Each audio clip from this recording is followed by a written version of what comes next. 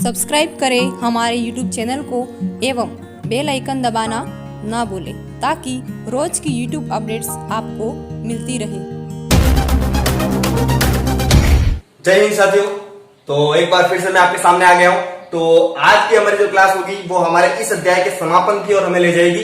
तो आज हम इस अध्याय को खत्म करने की कोशिश करेंगे और कुछ ही सवाल है। अगली प्रश्नावली हमारी 2.4, तो उसको हमें हल करना है आज। और उसके बारे में थोड़ी सी बातें पहले जान लेते हैं कि उसमें हमको करना क्या है और सीधा आगे बढ़ते हैं न इधर उधर की बातें करके। तो चलिए मैं सबसे पहले आपको बताता हूं। यहाँ पर एक बात है हमारे सामने, दशमलव प्रसार। आपने 9वीं क्लास में पढ़ा होगा या फिर नहीं भी पढ़ा हो तो अभी देख लीजिए कि दशमलव प्रसार जो होता है, मतलब हम कोई भाग करते हैं तो जब भाग आगे नहीं जाता है तो हम क्या करते हैं, पॉइंट लगा के भाग आगे करते हैं। तो उसी टाइप का जो दशमलव प्रसार होता है, तो दशमलव प्रसार कितने टाइप का होता है, दशमलव प्रसार कितने प्रकार का होता है, तो आपको पता होना चाहिए कि दशमलव प्रसार हमारे आगे यहाँ पर 2 प्रकार का होता है। तो आपके सामने ये प्रस्तुत कर रहा हूं मैं कि दशमलव प्रसार कितने प्रकार का होता है, 2 प्रकार का। एक तो होता है शांत दशमलव और एक होता है अशांत दशमलव। ठीक है ना, एक तो शांत होता है और एक अशांत होता है। ठीक है, अब शांत तो एक ही टाइप का है, शांत है तो शांत हो गया बस। लेकिन अशांत जो दशमलव प्रसार है वो भी फिर 2 टाइप का है, तो वो भी देख लीजिए। अशांत में भी कितने प्रकार है, 2 प्रकार है। अशांत, एक तो अशांत आवर्ती और एक होता है अशांत अनावर्ती।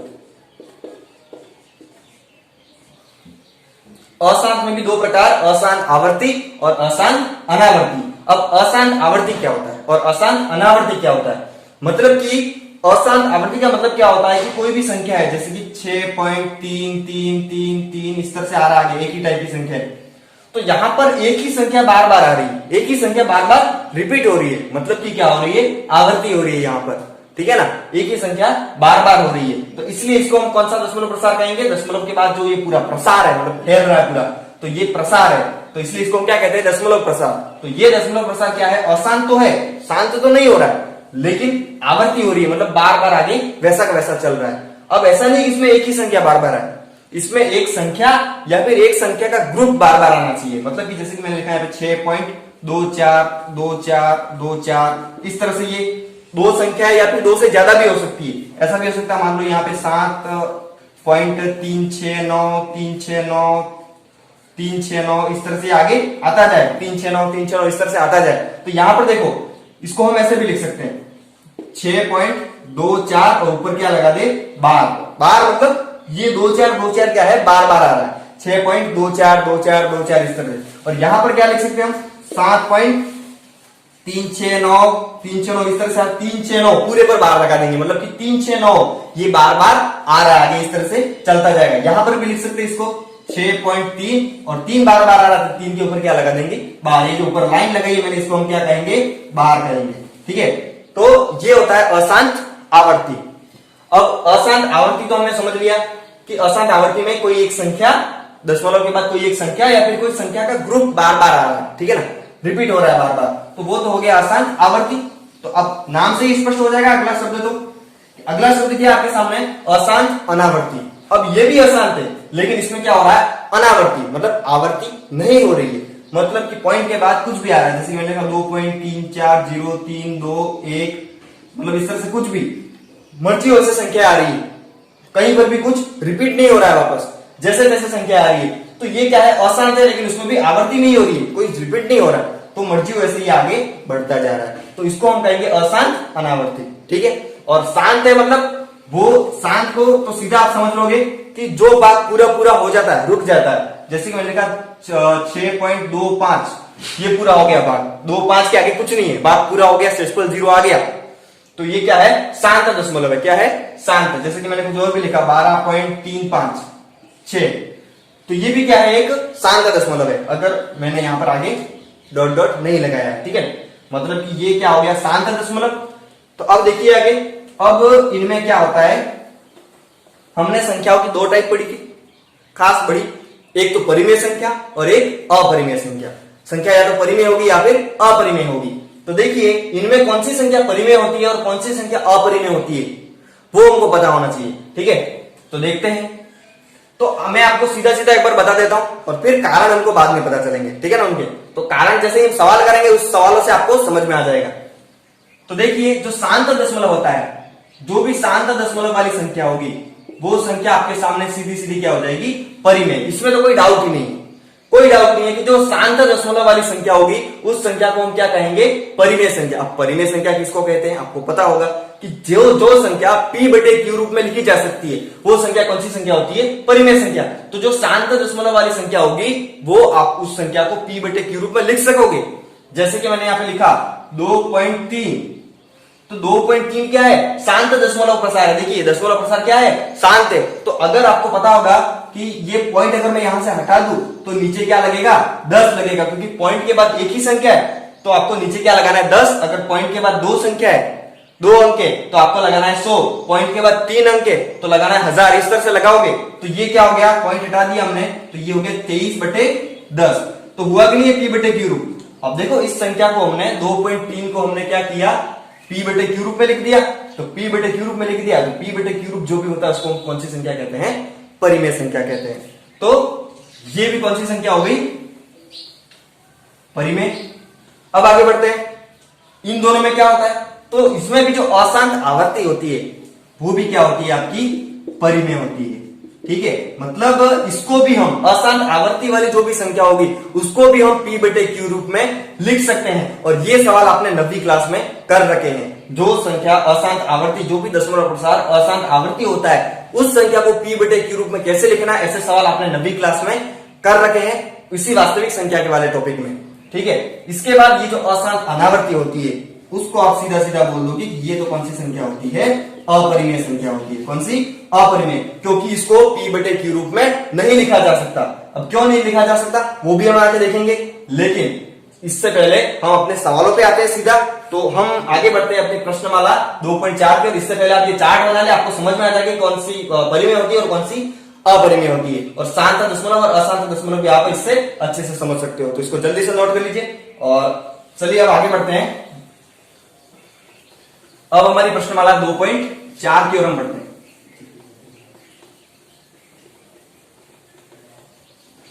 तो देखिए प्रश्नमाला 2.4 में क्या है,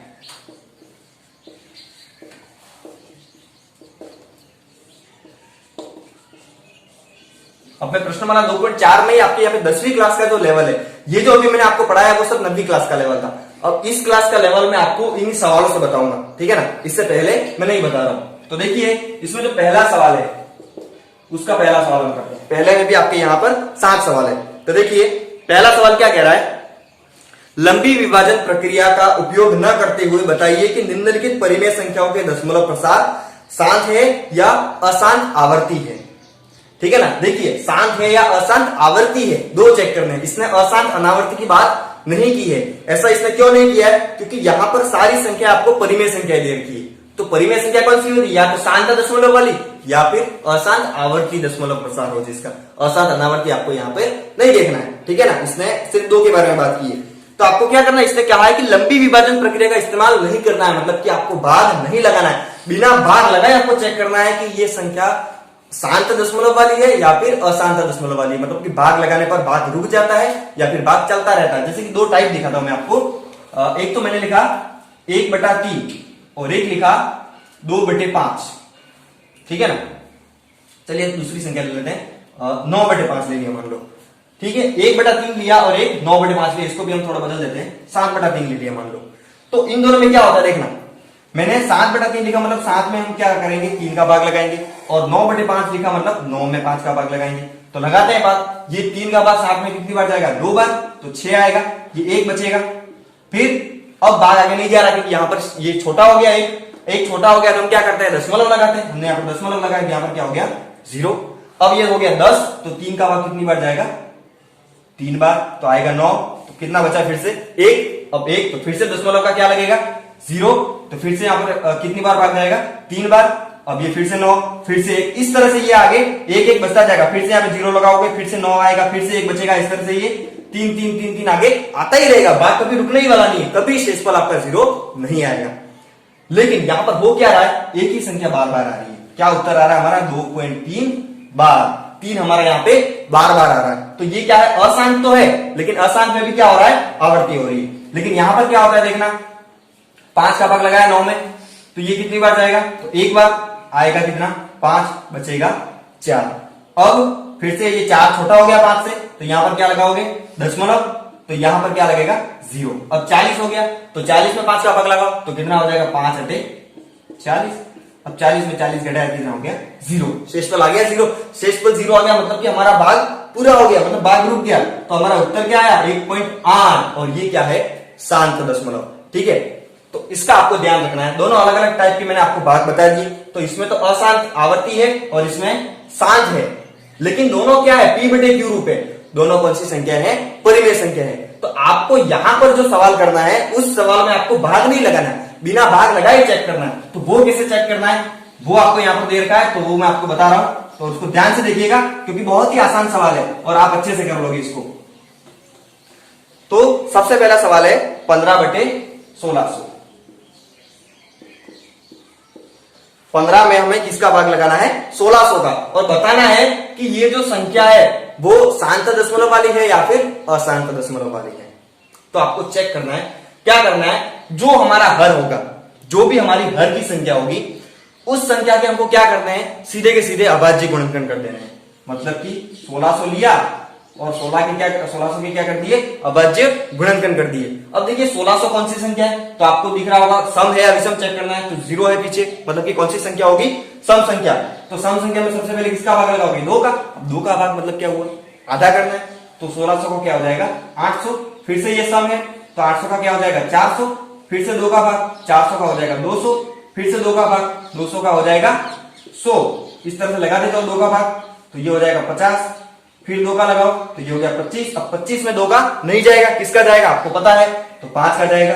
तो कितनी बार जाएगा, 5 बार, और इसके बाद आगे 5 में 5 का 1 बार। तो बराबर क्या आया हमारे सामने, यहां पर 15, सीधा यहां पर लिखते हैं हम नीचे से, 15/1600 बराबर क्या आया, 15/2 इंटू 2 इंटू 2 इंटू 2 इंटू 2, कितनी बार है, 1 2 3 4 5 6। तो 2 की घात आप क्या लिखोगे, मैंने क्या कहा था आपको, किसी भी संख्या में उसी खुद का गुणा करने पर क्या करते हैं हम, जैसे कि 2 इंटू 2 किया, तो उसको हम क्या लिखते हैं, 2 की घात 2। 2 इंटू 2 इंटू 2 किया, तो क्या लिखते हैं, 2 की घात 3, मतलब 2 में ही 2 का गुणा 3 बार। तो यहां पर 2 में ही 2 का गुणा कितनी बार हो रहा है, 6 बार, तो 2 की घात 6 लिखा, और इंटू सबका गुणा ही हो रहा है, क्योंकि हमारे एलसीएम निकालते हैं तो क्या करते हैं, ऐसे ही करते हैं, सबका गुणा करते हैं। और यहाँ पर 1600 है, ये 1600 के क्या है, सारे अभाज्य गुणनखंड है, मतलब 1600 के ही टुकड़े हैं। तो इन सारे टुकड़ों का वापस गुणा करोगे तो वापस क्या आ जाएगा आपके सामने, 1600। तो 1600 के टुकड़े करके हम इसको लिख सकते हैं। तो 5 कितनी बार है अब यहाँ पे, तो 2 बार, तो यह 5 की घात कितनी हो जाएगी, 2 हो जाएगी। तो यहां पर आपको देखना है कि जो हमारी संख्या है उसका हर हम लिखेंगे, चूंकि यहां, या फिर सीधा लिखो, चूंकि हर का या हर के अभाज्य गुणनखंड, आपकी जो संख्या होगी उसके हर के आपको अभाज्य गुणनखंड कर देना है। तो हर के अभाज्य गुणनखंड किस रूप के हैं, 2 की घात m इंटू 5 की घात n। मतलब कि हर में ऐसा होना चाहिए कि उसमें सिर्फ 2 और 5 ही होने चाहिए, हर के गुणनखंड में सिर्फ 2 और 5 ही होने चाहिए। अगर 2 और 5 ही है तो क्या होगा, देखिए आगे, हर के अभाज्य गुणनखंड 2 की घात m इंटू 5 की घात n रूप के हैं। मतलब यहां पर m क्या है, m की जगह क्या है, 6 है, 2 की घात m, तो यहां 2 की घात 6, 5 की घात n, तो 5 की घात 2, तो n की जगह कौन है, यहां पर 2 है। और m और n क्या है, प्लस की संख्या है, मतलब कि 0 या 0 से बड़ी संख्या हो सकती है। तो 6 और 2 क्या है, 0 या 0 से बड़ी संख्या है। तो देखिए ये रूप का है, इसलिए 15/1600 का दशमलव प्रसार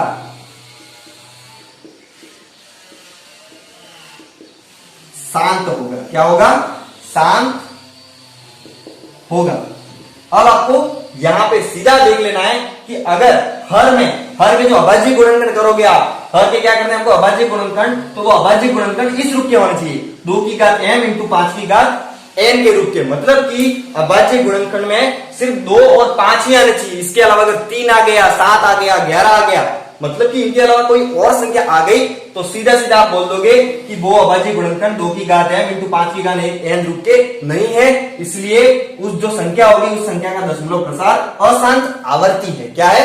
अशांत आवर्ती है, क्योंकि बटे रूप में तो संख्या लिखी होगी। अब बटे रूप में लिखी है मतलब p बटे q रूप है, मतलब परिमेय तो जरूर होगी, तो परिमेय तो होगी, लेकिन हमको क्या बताना है? यहाँ पे दशमलव प्रसार बताना है। तो दशमलव प्रसार परिमेय के लिए कौन कौन से होते हैं? एक तो शांत होता है और एक अशांत आवर्ती। तो शांत नहीं है तो कौन सा होगा? अशांत आवर्ती होगा। अशांत अनावर्ती यहाँ पर नहीं होगा, तो वो आपको ध्यान देना है। तो यहाँ पर हमने क्या देखा कि हर के अभाज्य गुणनखंड किस रूप के हैं? 2 की घात m इंटू 5 की घात n के रूप के हैं, मतलब कि अभाज्य गुणनखंड में सिर्फ 2 और 5 ही है। तो यही आपको देखना है। अब ऐसा नहीं कि 2 और 5 दोनों होने चाहिए, 2 और 5 दोनों हो तो भी अच्छा है, अकेले 2 हो तो भी बढ़िया है, तो भी ये क्या होगा? शांत होगा। या फिर अकेले 5 हो तो भी ये क्या होगा? शांत होगा। ठीक है ना, ये आपको ध्यान देना है। तो देखिए ये सवाल तो हमने पूरा कर लिया, तो 1-2 और सवाल कर लेते हैं इसके, तो आपको अच्छे से समझ में आ जाएगा। इसके बाद हम इसके और अगले सवाल की ओर बढ़ते हैं, तो इसको आप जल्दी से नोट कर लीजिए और इसके बाद हम बढ़ते हैं इसके अगले किसी सवाल की ओर। तो चलिए,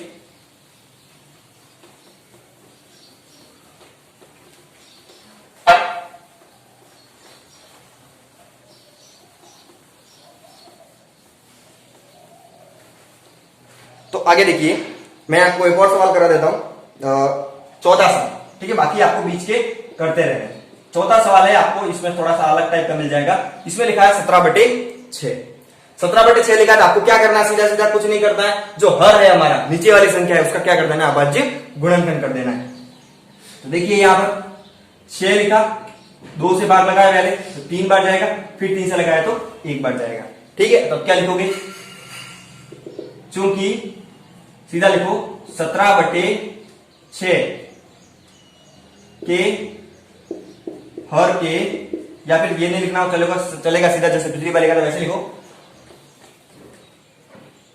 चूंकि हर के अभाज्य गुणनखंड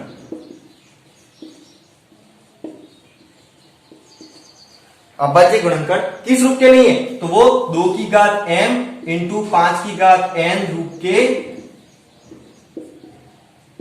नहीं है। दिख रहा है आपको? नहीं है। क्यों नहीं है? क्योंकि यहां पर 6 का अभाज्य गुणनखंड क्या है? 2 और 3। मैंने क्या कहा था? 2 और 5 आने चाहिए, या फिर अकेले 2 आने चाहिए, या फिर अकेले 5 आने चाहिए, लेकिन उसके अलावा कोई और संख्या नहीं आनी चाहिए। तो यहां पर और कौन सी आ गई? 3 आ गई। अब 3 आती, हमने क्या कह दिया कि इनके अभाज्य, हर के अभाज्य गुणनखंड 2 की घात m इंटू 5 की घात n रूप के नहीं है। नहीं है तो इसका दशमलव प्रसार क्या होगा? इसलिए 17/6 का दशमलव प्रसार कैसा होगा? अशांत तो होगा, लेकिन अशांत में कौन सा होगा? तो अशांत आवर्ती होगा। ठीक है, ये आपका आंसर हो गया इसका। ठीक है, तो इस तरह से आपको इसके बाकी सारे सवाल कर लेने हैं। आपको क्या कर देना है? हर के अभाज्य गुणनखंड कर देने। कुछ 1-2 सवाल में हर के अभाज्य गुणनखंड पहले से ही करके दे रखे, तो वहां पर तो आपको देखना है कि ये रूप है कि नहीं। अगर ये रूप है तो आपको देख लेना है। अगर मैं यहां पर लिखूं 12/2 की घात 3 या फिर 13/2 की घात 3, तो अब बताओ कि ये होगी कि नहीं होगी? कौन सी संख्या, मतलब इसका दशमलव प्रसार शांत होगा या अशांत? तो आपको देख लेना है। यहां पर 2 की घात में अकेला है, या तो ये दोनों होने चाहिए, या फिर ये अकेला होना चाहिए, या फिर ये अकेला होना चाहिए। मैंने आपको बता दिया है, तो आपको पता चल जाएगा। यहाँ पर 2 अकेला है, 2 इंटू 2 इंटू 2 आएगा, मतलब कि ये भी क्या होगा? शांत होगा। ठीक है ना, अशांत नहीं होगा, ये क्या होगा? शांत होगा। और फिर मैं लिखूं 17 मान लो मैंने लिख दिया 17/5 की घात 4, तो ये भी क्या होगा? शांत होगा, क्योंकि यहाँ पर क्या है? अकेला 5 है। या फिर मैंने लिख दिया 13/2 की घात 3 इंटू 5 की घात 2, तो ये भी क्या है? तो ये भी क्या है? शांत दशमलव है। ठीक है, यहाँ पर 2 और 5 दोनों आ रहे हैं। पहले से भी लिखा आ सकता है, या फिर आपको अभाज्य गुणनखंड करके भी ऐसे टुकड़े लाने पड़े, तो आपको दोनों के लिए तैयार रहना है। तो चलिए हम अपने एक और सवाल की ओर बढ़ते हैं। इसमें दूसरे सवाल की ओर बढ़ते हैं। ये सवाल के जो भी सवाल बच रहे हैं वो आपको कर लेने हैं, आपसे अच्छे से हो जाएंगे।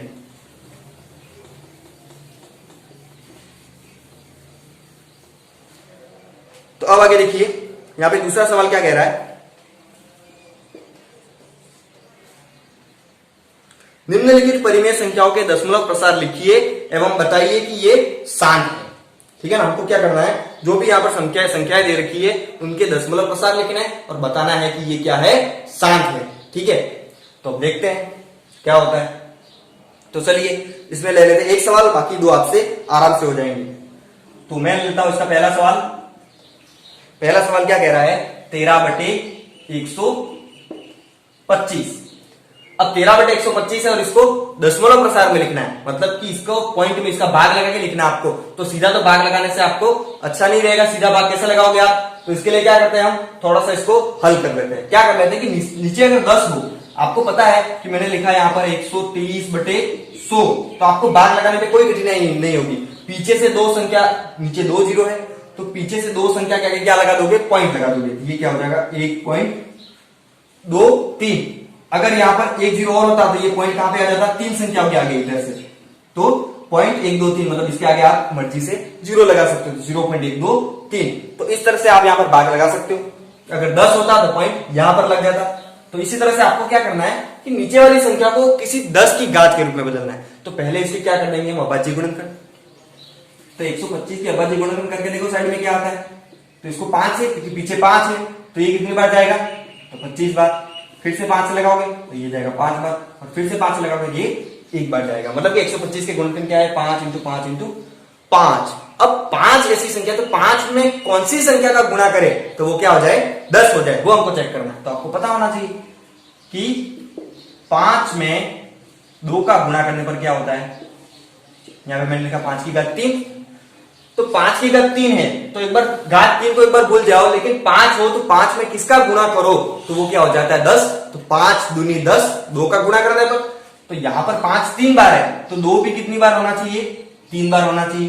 ठीक है ना, 5 3 बार है तो 2 भी कितनी बार होना चाहिए, 3 बार होना चाहिए, आपको ध्यान रखना है। तो यहां पर 2 भी आपने 3 बार कर दिया। अब देखिए आगे, ये 2 3 बार हो गया। अब देखिए यहां पर ये 13 है, तो 2 की घात 3 नीचे लिखा, तो ये तो नाराज हो जाएगा, इसको तो दिया लेकिन इसको नहीं दिया, इसको तो 2 की घात 3 दे दी, तो ये तो नाइंसाफी हो जाएगी, और गणित में नाइंसाफी नहीं चलती है। जो इधर मिलना चाहिए वो इधर भी मिलना चाहिए, जो ऊपर मिलेगा वो नीचे भी मिलना चाहिए। ठीक है ना, तो देखिए यहाँ पर 2 की घात 3 इसको मिला है, तो 2 की घात 3 इसको भी मिलना चाहिए। तो दोनों तरफ हम गुणा करेंगे, ऊपर भी 2 की घात 3 का गुणा किया और नीचे भी 2 की घात 3 का गुणा कर दिया। अब क्या करते हैं, यहां पे आपको पता होना चाहिए 2 की घात 3 मतलब 2 × 2 × 2, तो 2 दूनी 4, 4 दूनी 8, तो ये क्या हो जाएगा 13 × 8, और बटे में नीचे क्या हो जाएगा 5 की घात 3 × 2 की घात 3। तो मैंने आपको बताया था कि अगर कोई संख्या है a × b है और उसके ऊपर 3 घात है, तो ये घात दोनों को मिल जाती है।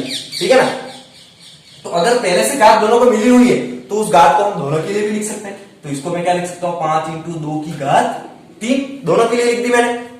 तो अब आगे देखिए क्या होगा,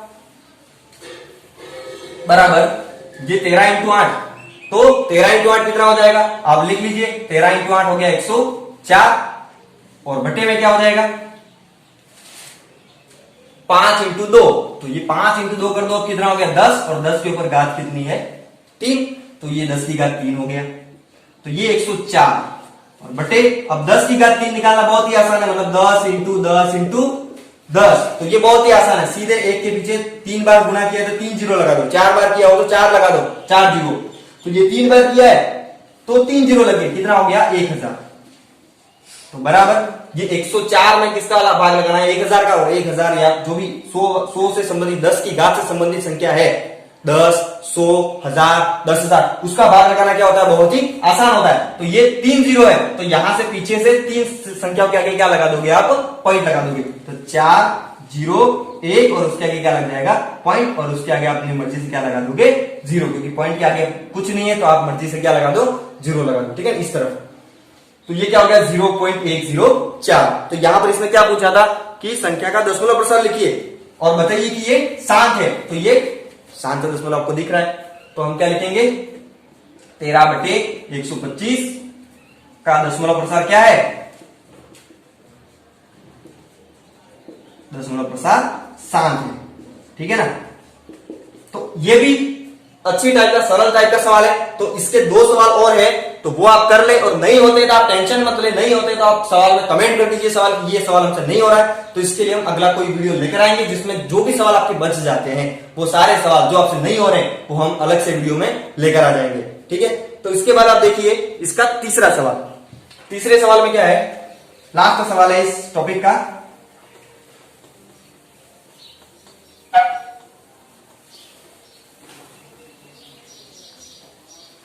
तो देखिए सवाल नंबर 3 क्या कह रहा है। सवाल नंबर 3 में क्या है कि नीचे दर्शाए दशमलव प्रसार के लिए निर्धारित कीजिए कि यह संख्या परिमेय संख्या है या नहीं। यदि यह परिमेय संख्या है तो उसके हर के अभाज्य गुणनखंड के बारे में अपनी टिप्पणी लिखिए। मतलब हमको लिखना है। तो देखिए तीसरे का पहला सवाल है, तीनों सवाल मैं आपके सामने लिख रहा हूं, तो आप ध्यान से देखना इन सवालों को। पहला सवाल क्या है, उसमें आपको संख्या दे रखी है 0.120, इसके बाद 1200, इसके बाद 12000 और इसके बाद 12000 और इस तरह से आगे बढ़ रही है। मतलब हर बार 12 के बीच में एक एक जीरो बढ़ता जा रहा है। ये जो 12 लिखा है, 1 2 लिखा है, उसके बाद पहले 1 जीरो था, फिर 2 जीरो हो गए, फिर 3 जीरो हो गए, 4 हो गए, आगे कितने हो जाएंगे, 5 हो जाएंगे। इस तरह से ये आगे बढ़ती जा रही है। दूसरी संख्या है 45.1 2 3 4 5 6 7 8 9, 1 2 3 4 5 6 7 8 9। इसके बाद तीसरा सवाल है 27.142857, 1 4 2 8 5 7 और उसके ऊपर लगाया गया है 12। तीन संख्या है और इन तीन संख्या को देखकर हमको क्या करना है, पता लगाना है कि कौन सी संख्या परिमेय है और कौन सी संख्या अपरिमेय है। और अगर संख्या परिमेय है तो उसके लिए आपको क्या बताना है कि इसका जो हर होगा उसके अभाज्य गुणनखंड कैसे होंगे। तो अभाज्य गुणनखंड वाला तरीका हमने पहले ही सवाल में किया था कि जिसमें अभाज्य गुणनखंड हर के 2 की घात m इंटू 5 की घात n रूप के हो तो वो तो क्या होता है, शांत दशमलव, और जो उस रूप के नहीं हो तो वो कौन सा होता है, अशांत दशमलव। और ये तो क्या है, अशांत आवर्ती है, अनावर्ती है, सॉरी, ये क्या है, अशांत अनावर्ती है। देखिए कैसे अनावर्ती है, यहां पर कुछ भी एक जैसा रिपीट नहीं हो रहा है। पहले 1 2 आया, फिर 1 0 आया, फिर 1 2 आया, फिर 2 0 हो गए, फिर 1 2 आया, फिर 3 0 हो गए, फिर 1 2 आया, फिर 4 0 हो गए। मतलब कुछ एक जैसा है क्या, कुछ अटपटा सा आ रहा है। तो ये संख्या इस तरह से आगे बढ़ती जाएगी। अगर आप करते हो कि मैंने लिखा है यहाँ पर 1.2 तो आपने पॉइंट हटा के नीचे क्या लगा दिया, 10 लगा दिया। तो ये क्या हो गया, 12/10 बदल गया p/q। तो आपने बोल दिया p/q है तो कौन सी संख्या है, परिमेय संख्या। लेकिन यहां पर क्या होता है, अगर आप यहां पर पॉइंट हटाने की कोशिश करो तो ये दशमलव के बाद आगे बढ़ता जा रहा है। तो पॉइंट हटाओगे तो दशमलव के बाद नीचे पॉइंट हटाओगे तो नीचे कितने जीरो लगाओगे आप, कितने जीरो आप लगा पाओगे। लगाते जाओ तो खत्म ही नहीं होगा। तो नहीं लिख सकते इसको p/q के रूप में, क्योंकि हमारा काम कभी खत्म ही नहीं होगा। दशमलव के बाद ये ऐसी संख्या आ रही है जो कि नियमित नहीं आ रही है, कुछ भी आ रहा है तो ये अशांत है, लेकिन अशांत में भी क्या है, अनावर्ती है। तो इसको p/q रूप में हम नहीं लिख सकते। अब p/q रूप में नहीं लिख सकते तो इसलिए ये कौन सी संख्या है, अपरिमेय संख्या है। तो यहां पर लिख सकते हो, क्योंकि दी गई संख्या का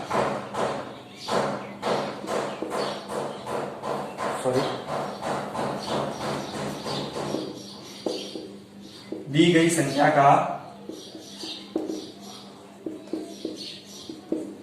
दशमलव प्रसार क्या है, अशांत अनावर्ती है। अतः यह संख्या एक कौन सी संख्या है, देखो अशांत अनावर्ती है। तो मैंने बोला था आपको अशांत अनावर्ती है तो कौन सी संख्या होगी, अपरिमेय संख्या। तो यह संख्या एक अपरिमेय संख्या है, ठीक है ना। इसके बाद ये देख लीजिए, देखिए यहां पर पॉइंट के ये संख्या आगे बढ़ती जा रही है, हमने डॉट डॉट लगा रखा है। लेकिन यहां पर देखिए न तो ऊपर बाहर लगा है और न ये संख्या आगे बढ़ रही है, मतलब कि ये रुक गया है। तो सीधा सीधा इसका दशमलव प्रसार क्या है, शांत है। लिख दिए, चूंकि दी गई संख्या का दशमलव प्रसार क्या है, शांत है। क्या है, तो ये संख्या क्या कौन सी हो जाएगी, तो यह संख्या परिमेय संख्या है, ठीक है ना। तो ये तो हो गया, क्योंकि इसको तो सीधा पॉइंट हटाओ तो ये फिक्स इतने हैं, 1 2 3 4 5 6 7 8 9, तो 9 अंक है। तो 9 अंक है तो पॉइंट हटा दिए, नीचे कितने जीरो लग जाएंगे, 9 जीरो वाली संख्या लग जाएगी, ठीक है ना। मतलब कि पॉइंट हटाया तो नीचे कितने जीरो लग जाएंगे, 1 2 3 4 5 6 7 8 और 9, इस तरह से 9 जीरो लग जाएंगे तो ये संख्या कौन सी रूप में हो जाएगी, p बटे q रूप में हो जाएगी। तो इसलिए इसको p बटे q रूप में लिखा जा सकता है। तो ये कौन सी संख्या है, परिमेय संख्या है। इसके बाद इसकी बात करते हैं लास्ट। इसमें क्या लगा है, यहां पर लगा है 12, मतलब कि 1 4 2 8 5 7, फिर 1 4 2 8 5 7, फिर 1 4 2 8 5 7। ये पूरा का पूरा ग्रुप जो है वो इस दशमलव के बाद पूरा का पूरा ग्रुप बार बार रिपीट हो रहा है। अब बार बार रिपीट हो रहा है तो अशांत तो है, हमारे सामने अशांत तो है ये, लेकिन अशांत में भी क्या है, आवर्ती हो रही है, मतलब बार बार रिपीट हो रही है संख्या। अब अशांत आवर्ती है तो मैंने इसके लिए कहा था कि अशांत आवर्ती कौन सी संख्या होती है, परिमेय संख्या होती है। अब अशांत आवर्ती को परिमेय संख्या कैसे कहेंगे, अगर इसको p बटे q रूप में लिखा जा सकता है तो ही हम कहेंगे। तो हमको ये पता होना चाहिए कि हमने 9वीं क्लास में पढ़ रखा है कि किसी भी अशांत आवर्ती वाली जो संख्या है उसको p बटे q रूप में कैसे लिखे, तो उसके लिए तरीके हैं।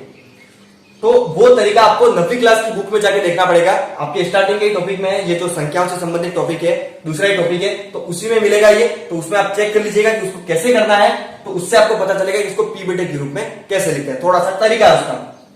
तो यहां पर लिख दोगे, चूंकि दी गई संख्या का दशमलव प्रसार कैसा है, अशांत तो है, लेकिन अशांत में कौन सा है, अशांत आवर्ती है। तो अतः यह संख्या कौन सी है, परिमेय संख्या है, ठीक है ना। तो तीनों टाइप हमने यहां पे देख ली।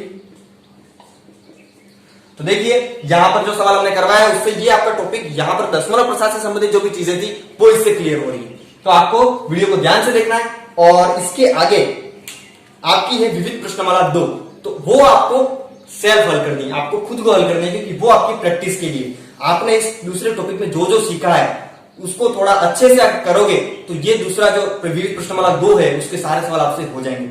और बाय चांस अगर आपसे नहीं होते सवाल तो टेंशन लेने की जरूरत नहीं है, इसके भी आप मेरे को कमेंट में बता दें कि इसके ये सवाल नहीं हो रहे, तो मैं आपको जरूर करवाऊंगा। आगे की वीडियो में अलग से पूरा विविध प्रश्नमाला की अलग से वीडियो लेके आऊंगा, तो उस वीडियो में हम इसके सारे सवाल हल करेंगे। अगर लेकिन जो भी नहीं हो रहे वही आप मेरे को बताएं, जो हो रहे वो आप अपने स्तर पर कर ले। तो आपको ये टॉपिक अच्छे से समझ में आएगा, मैं आशा करता हूं। तो ये टॉपिक बहुत ही बढ़िया टॉपिक है और ये आपके अच्छे नंबर देके जाएगा, क्योंकि इस सवाल से 1-2 सवाल ऐसे आते हैं और सरल आते हैं। तो सरल सवाल आते हैं तो आप इसको अच्छे से पढ़ें, तो इससे आप पूरे के पूरे नंबर ले सकते हो। तो ये आपके लिए बहुत ही फायदेमंद रहेगा। तो हमारा ये टॉपिक हम यहीं पे समाप्त करते हैं। तो अब नेक्स्ट हम अगला टॉपिक लेके आएंगे, तीसरा टॉपिक। तो आज के लिए इतना ही। जय हिंद, जय भारत।